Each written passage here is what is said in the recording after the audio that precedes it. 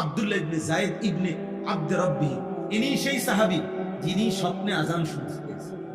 সর্বপ্রথম আজান যেই সাহাবী দেখছে, স্বপ্নে শিখাইছে ওনারে এই সাহাবী, এই আব্দুল্লাহ ইবনে যায়েদ ইবনে আব্দ রব্বি। এই উনি নবীজির ইন্তেকালের দিন আল্লাহরে বইলা চোখের দৃষ্টি নিয়ে সরাই, কানের শক্তি লাগবে না, মামলা ওই চোখ আর লাগবে না, ওই কান লাগবে না, যে চোখ বন্ধুকে দেখবো। আর আমরা বুড়া মানুষ, হায়াত শেষ হয়ে যাইতেছে, আজও মালিকের ঘরে যাওয়ার বইয়া বইয়া শুধু নাতিগারে বিয়া করাইব, নাতির ঘরের ফুতিরি বিয়া করাইব, নাতিরে এই বইয়া বইয়া ফালতু দুনিয়া। বুড়া মানুষ সোজা হইয়া গেছে, খাটে পড়ে গেছে, আমি চোখে দেখছি মিয়া। আহ আহ আর এই জমির এই হিসাব, এই একটা ধরলাম মাসআলা বললাম, এটা চিন্তা করলে কত মুসলমানের উপরে হজ ফরজ। এমন জমিওয়ালা কি এক দুইজন? কথা বলে না কেন? পুরা 10 শতক, 30 শতক জমি, 50 শতক জমি, এরকম মানুষ অভাব আছে মিয়া? জমির একটা কোনা বেচলে 3 বার হজ করতে পারবে, 3 বার হজ করেন না পারে বাবা। 60 বছরে একবার জীবনে ফরজ হজ, ওমা কল্পনায়ও আসে না। ওমা কি তাও কর অনুমাই এখন বিয়া দিয়ে সারছে, হালমারে লাভ আও কি কর অনসো লাগা বিদেশ পাঠাইছে, কদ্দুর দুয়ার করছি না, কদ্দুর জমি জামা কিনুন না, অন কদ্দুর গুছাইতে পারছি না। এত সকাল কি এর হজ না? আপনি এত সকাল কি লেগা হজ করে? আপনি বাঁচবেন কমপক্ষে 650 বছর, আপনি এত সকাল হজ করবেন কেন? আপনি কমপক্ষে 645 বছর পরে, 46 বছর বয়সের সময় আপনি হজ করবেন, কারণ আপনি তো মারাই যাবেন 650 বছর পর। তো শেষ 3-4 বছর থাকতে হজ করে নিলে তো থাকে, আমাদের যাতে কেরান দিয়ে নেয়। যত দুর্বল বুঝছেন, এই প্রতি বছর হজ্জে উমরায় গেলে দেখি এই আপনার যত দুর্বল, সবচেয়ে বেশি দুর্বল মানুষ আমরা বাংলাদেশ। চাচার শৈল চলে না, চাচারে কয় ফুব হাবড়া আড়ে পছন্দ, বিশ্বাস করেন না, মানে একবারে সম্পূর্ণ টেম্পার হারাইয়া, আর মানে শৈলের আর কোনো মেয়ে আদে নাই, এই মেয়াদ উত্তীর্ণ যেটা এবারে কুলাইতে পারে। হজ তো পরিশ্রমের ইবাদত, হজ কিসের ইবাদত? পরিশ্রমী। তো 70 বছরের বুড়া মিয়ারে পাঠাই। আল্লাহ তাআলা আমাদেরকে তৌফিক দান করেন, আল্লাহ আমাদেরকে কবুল করেন, আল্লাহ তাআলা আমাদের সবাইকে প্রত্যেককে হজ কুরবানি করার তৌফিক দান করেন, আমিন। ফাইযা ওয়াজাবাত জুনুবুহা ফাকুলু মিনহা ওয়া আত'ইমুল কানিআ ওয়াল মু'তার। আল্লাহ বলে কুরবানি যখন পূর্ণ হয়ে যায়, প্রাণী জবাই হয়ে যায়, বান্দা আমার কোনো আর ফাযকুরু ইসমাল্লাহি আলাইহা সাওয়াফা, কুরবানির সময় আমি আল্লাহর নাম নিও, আমার স্মরণ, আমার জিকির, তাকবীর, আল্লাহু আকবার, আমার স্মরণ কইরো। আর জবাই শেষ হলে তোমরা খাও, আত্মীয় স্বজন গরিব দুঃখীকে খাওয়াও। আমি আল্লাহই তোমাদেরকে অনুমতি দিয়েছি, আমার শুকর আদায় করো। সুবহানাল্লাহ। এরপরে আল্লাহ শেষ বলছে, লান ইয়ানালাল্লাহা লুহুমুহা ওয়ালা দিমাউহা ওয়ালাকিন ইয়ানালুহুত তাকওয়া মিনকুম। গোশত আমার লাগবে না, রক্ত আমার লাগবে না, তোমার দিলের মধ্যে তাকওয়া, আমার ভয় আছে কিনা, আমার ভালোবাসা আছে কিনা, আমি শুধু ওইটাই দেখব। জবানে শুনবো আমার নাম, দিলে দেখব আমার ভালোবাসা। সুবহানাল্লাহ। এই দুইটা যদি আমি পাই, তা আমি বুঝে নিলাম আমারটা। এবার গোশত তোমারে দিয়া দিলাম, বান্দা তুমি গোশত খাও, স্বজন আত্মীয়কে খাওয়াও, গরিব দুঃখীকে খাওয়াও, আমারে শুধু আমার নাম শোনাও মুখে, দিলে আমার ভালোবাসা দেখাও। জিকির এবং তাকওয়া, জিকির এবং কি? তাহলে কুরবানি সামনে আসতেছে, আপনারা প্রত্যেকে মহব্বতের সাথে খুশি খুশি, বিপদে পড়া ফেসে দাওয়াত করুন তো লাগবে, চলতে তো ওই সমাজে কোরবানির ভাব দাওয়াত চলতে তো লাগবে, কেন মানুষের হলে 10 জনের লোক তো চলতে হয়।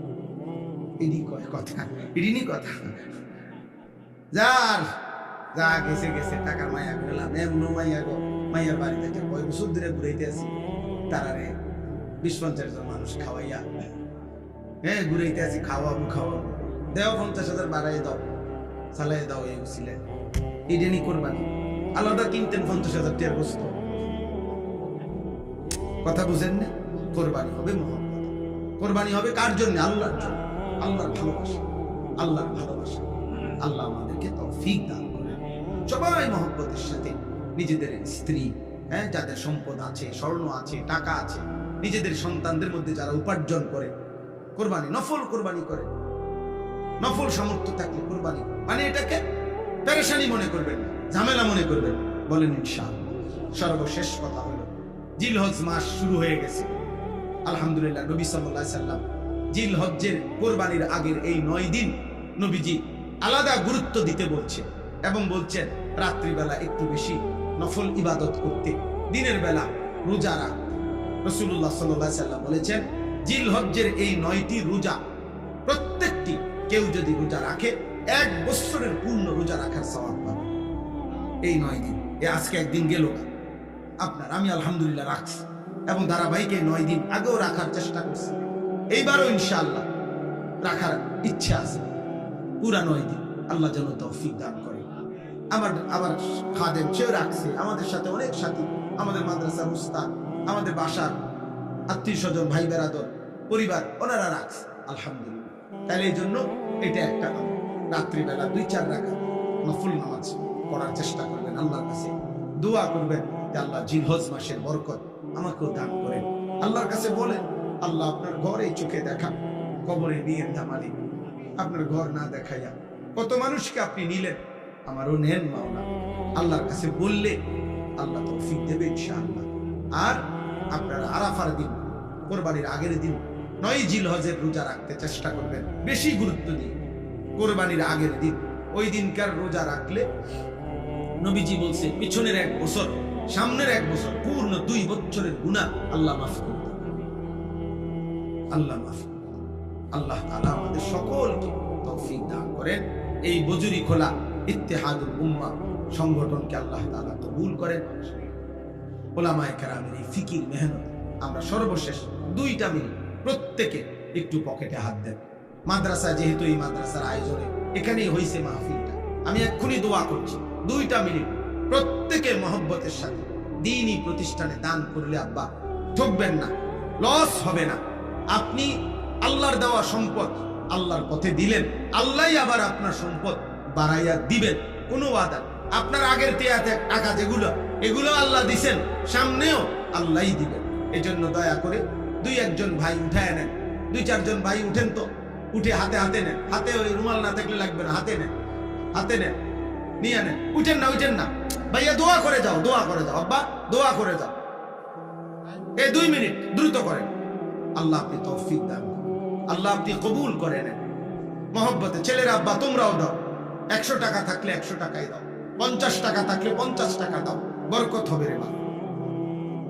যে সমস্ত ছেলেরা আসো, আমাদের মাদ্রাসা হলো কুমিল্লা ক্যান্টনমেন্ট, ময়নামতি সাহেবের বাজার, কুমিল্লা ক্যান্টনমেন্ট থেকে উত্তর দিকে। আগামী মাসের 13ই জুন, মানে সামনের মাসে জুন মাসের 13 তারিখ শনিবার সকাল 8টা থেকে রাত 8টা পর্যন্ত, এই 12 ঘন্টা দিন ব্যাপী রাত পর্যন্ত কিশোর, যুবক, নওজোয়ান, 30 বছরের কম ছেলেদের জন্য, স্কুল, কলেজ, ইউনিভার্সিটির ছেলেদের জন্য দিন ব্যাপী প্রশিক্ষণ হবে, ইসলাহি মজলিস হবে।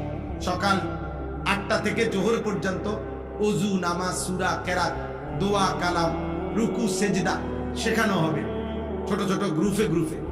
আর দুপুরে খানার পরে ধারাবাহিক বয়ান হবে নসিহতমূলক ছেলেদেরকে। যাদের সুযোগ হয় যাওয়ার চেষ্টা করবেন। আপনারা উন্মুক্ত, শুধু গাড়ি ভাড়া দিয়ে যাইবেন, আসবেন, নাস্তা খানা ওইখানে, এটা আমাদের দায়িত্ব। নিজেদের যাদের সুযোগ হয় ছেলেরা, ভাই তোমরা যাওয়ার চেষ্টা করবে। আমার শায়েখ আল্লামা মুফতি মুশতাকুন নবী কাসিমি হুজুর বয়ান করবেন। আমাদের প্রিয় বক্তা আল্লামা মুফতি আরিফ বিন হাবিব, তিনিও মাগরিব বাদ বয়ান করবেন ইনশাআল্লাহ। সবাইকে দাওয়াত করলাম, আল্লাহ তাআলা কবুল করে নেন। আলহামদুলিল্লাহি রাব্বিল আলামিন।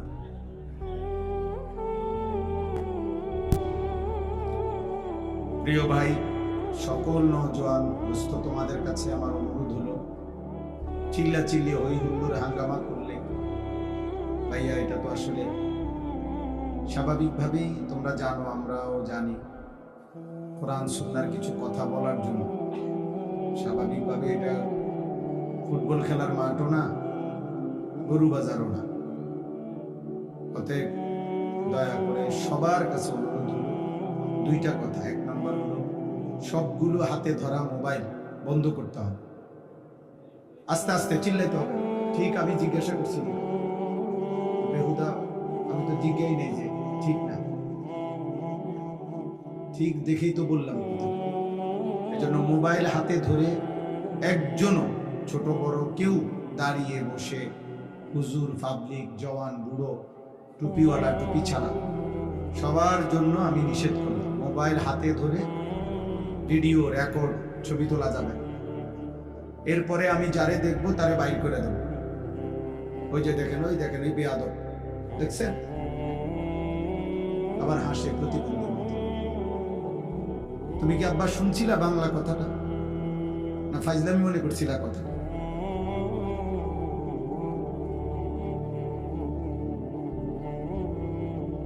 কেউ দয়া করে, আমার কথা হলো ধৈর্য না কুলাইলে চলে গেলে ভালো। বা তোমার জায়গা থেকে তুমি নিরিবিলি কোথাও গিয়ে ছবি তোলো, ভিডিও করো, তোমার কাপড় গায়ে রেখে ছবি তোলো, খুলে ছবি তোলো, লাফাইয়া ছবি তোলো, ফালাইয়া ছবি তোলো, পাও আলগি দিয়ে উঠাও, পাও নামাইয়া উঠাও, বিভিন্ন অ্যাঙ্গেলে ছবি তোলো। বেঈমান এবং দুশ্মন তোমাদেরকে মাতাল বানায় দিছে, তোমরা জানো না। যদি ইনসাফের সাথে খবর নিতা, যদি সামান্য বিবেক কাজে লাগাইতা, তাহলে বুঝতা যে এই অসংখ্য ছবি তোলার মধ্যে কি আছে। যারা পরিমাণ বিবেক যার আছে, সে ভাবে যে আমি যা করছি কেন করছি। এতটুকু বিবেক যার নাই, ও আসলে মানুষ। প্রত্যেকের এটা ভাবা উচিত যে আমি যা করছি কেন করছি, দুনিয়াবি ফায়দা কি, আখিরাতের ফায়দা কি। কমপক্ষে এতটুকু বুঝ যদি কাজ না করে ব্রেন মাথায়, তাহলে তো কোনো আকল নেই। সে পাগল, মাথা, প্রতিবন্ধী, মানসিক সমস্যা। এজন্য আমি আবারও অনুরোধ করি, দয়া করে শ্রোতা বেশি কম কোনো অসুবিধা না, কিন্তু চুপ থাকতে হবে। যার যখন প্রয়োজন চলে যাবে, কোনো অসুবিধা নেই। আমি এই ব্যাপারে একদম খুশি মনে অনুমতি দিলাম। সামনের জন, পিছনের জন, স্টেজে, নিচে, যে যখন মন চায় চলে যাবে। আমি কোনো সময় আমার অভ্যাস নাই যে আমি ডাকাডাকি সাফাইয়া বসাইতে পারবো না, আমার এত জরুরত। আমি আল্লাহর কথা বলা দরকার। একজনকে বললেও নেকি হয়, 1 লক্ষ বললেও নেকি হয়। তোমার নেকি দরকার, সওয়াব দরকার। সওয়াব সুবহানাল্লাহ একবার বললেও সওয়াব, 1 লক্ষ বার করলেও সওয়াব। তো কাজেই আল্লাহর কথা একবার বলতে পার, 1 মিনিট বলতে পারলাম, এটা তো নেকি। 1 ঘন্টা বললাম, তাতেও নেকি। এখানে লসের কিছু নেই, এটা পুরাটাই লাভের প্রজেক্ট। পুরো প্রজেক্টটাই কিসের? লাভের প্রজেক্ট, কোনো লসের কিছু। লসের কিছুই, আয়োজকেরও কোনো লস নাই, বলনেওয়ালারও কোনো লস, আপনাদেরও কোনো লস, শুনলেও লাভ। আমল করা পৃথক একটি হুকুম, আল্লাহর কথা শোনা এটাও একটা আমল। আমল করা এটাও একটা আমল। মানে আল্লাহ তাআলা যেমন আমাদেরকে আমল করতে বলছে, তেমন আল্লাহর কথা শুনতেও বলছে। তাহলে আল্লাহর কথা যে আমি শুনতেছি, এটাও একটা আমল করতেছি। ফাসতামিউ লাহু ওয়া আনসিতু, এটা স্পষ্ট কোরআনের আয়াত। আল্লাহ তাআলা বলছেন, কোরআন যখন পড়া হয়, বলা হয়, তোমরা মনোযোগ দিয়ে শোনো এবং চুপ থাকো। এই 2 জিনিস জরুরি। মনোযোগ দিয়ে শোনো, চুপ থাকো। আনসিতু অর্থ চুপ থাকো। লাআল্লাকুম তুরহামুন, আল্লাহ বলেন এতে অবশ্যই তোমাদের উপরে রহমত বর্ষিত। তাহলে সোজা হিসাব, কেউ যদি মনোযোগ দিয়ে শুনে এবং চুপ থাকে, নিশ্চিত তার উপরে আল্লাহ রহমত।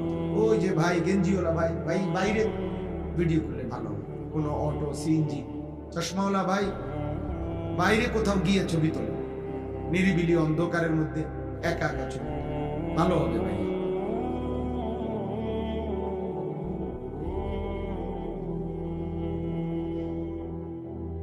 যাদের বেশি তোমার আগ্রহ আছে, আলহামদুলিল্লাহ এখন প্রতিদিন গরু বাজার বসে, কষ্ট করে যাইয়া গরু বাজারের এই মাথার থেকে ওই মাথায় সবগুলো গরুর পৃথক পৃথক ছবি তুললে এবং নিজে প্রত্যেকটা গরুর সাথে একটা ছবি উঠাইলে অনেক সুন্দর হয়। জাতি অনেক উপকার পায়, মানুষ দেখতে পারবে যে গরুর সাথে গরু অনেক সুন্দর মানাইছে। আমি বিভিন্ন প্রস্তাব দিলাম, সিএনজির সাথে উঠাইতে পারি, অটো, গরু, ছাগল। তোমরা দেখো ভাই, আমাদের মানসিকতা এটাই। একটা ল্যাংটা যদি মানুষ থাকে, ল্যাংটা দাঁড়াইছে, পাগল ল্যাংটা দেখা যাবে। এমন অসংখ্য বিকৃত মানুষ আছে যে ওই ল্যাংটাটার ছবি তুলতেছে। হাজার হাজার মানুষ, পোশাকওয়ালা মানুষ পাবে যে ল্যাংটার ছবি তুলতেছে। একটা বাস আগুনে পুড়ে যাচ্ছে, আপনি লক্ষ লক্ষ মানুষ পাবেন যারা এটার ছবি তুলতেছে। তাহলে এটা কি সুস্থ মানসিকতা? হ্যাঁ, একটা মানুষ বিপদগ্রস্ত, তার পাশে আগায় যাচ্ছে যতজন, তার চোখে ছবি তুলতেছে বেশি। এটা কি আসলে সুস্থ মানসিকতা? বলো ভাই। এজন্য দয়া করে এটা ভাবা উচিত। আমার কথা হলো, বড় মোবাইলের অনেক প্রয়োজন আছে, বিভিন্ন কাজ, অফিসিয়াল কাজ, চাকরির কাজ, ব্যবসার কাজ, অনেক ধরনের কাজ করতে হয় এই বড় মোবাইল দিয়ে। ঠিক আছে, পরে যার যেটা দরকার হবে সেটা তো করতেই হবে। আমার কাছেও বড় মোবাইল আছে, ল্যাপটপ আছে, বড় মোবাইল আছে, কম্পিউটার আছে, এলসিডি আছে, সিসি ক্যামেরা আছে, কম্পিউটার আছে, অ্যাপস এর মাধ্যমে পুরো মাদ্রাসার হিসাব আলহামদুলিল্লাহ অত্যাধুনিক অ্যাপস এর মাধ্যমে হিসাবের কার্যক্রম করি। প্রতিদিন আমি যেখানেই থাকি আমার গাড়িতে ওই ব্যবস্থাপনা আছে যে মাদ্রাসার যাবতীয় বিষয় আমি বসেও দেখতে পারি, কোন ক্লাসে ক্লাস হইতেছে কিনা, শিক্ষক আছে কিনা, কত আজকের উপস্থিতি কি, সব ঠিক আছে। প্রয়োজন তো প্রয়োজন, কিন্তু 24 ঘন্টা যেটা পাইলাম সেটাই ছবি তুলব। পাগল, ছাগল, কুকুর, বিড়াল, শুকর, মানুষ, জানোয়ার, পুরুষ, নারী, হুজুর, পাবলিক, গাড়ি ঘোড়া, এটা কি তা ভাই? তোমার বিবেক কি বলে? দোস্ত, একজনই ভাবো, তোমার বিবেক কি বলে, কমন সেন্স কি বলে, সাধারণ বুদ্ধি বিবেচনা কি বলে যে এটা কি কোনো প্রয়োজনীয় বা স্বাভাবিক কোনো কাজ?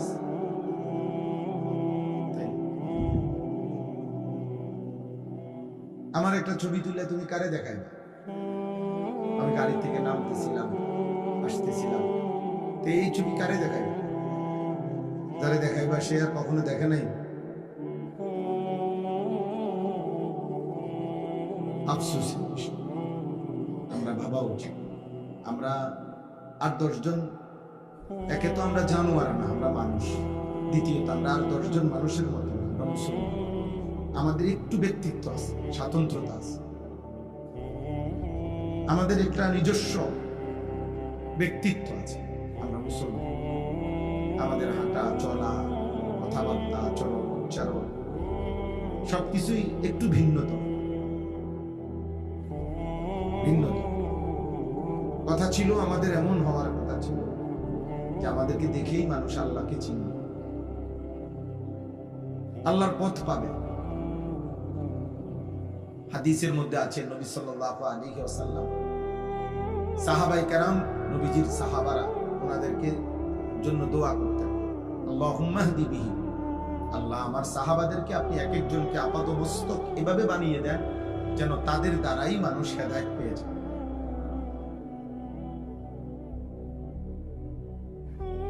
রাসূলুল্লাহ সাল্লাল্লাহু আলাইহি ওয়াসাল্লাম হযরত মুআবিয়া রাদিয়াল্লাহু তাআলা আনহুর জন্য দোয়া করছেন, আল্লাহুম্মা জাআলহু হাদিয়া মাহদিয়্যান ওয়াহদি বিহি, আল্লাহ আমার এই সাহাবা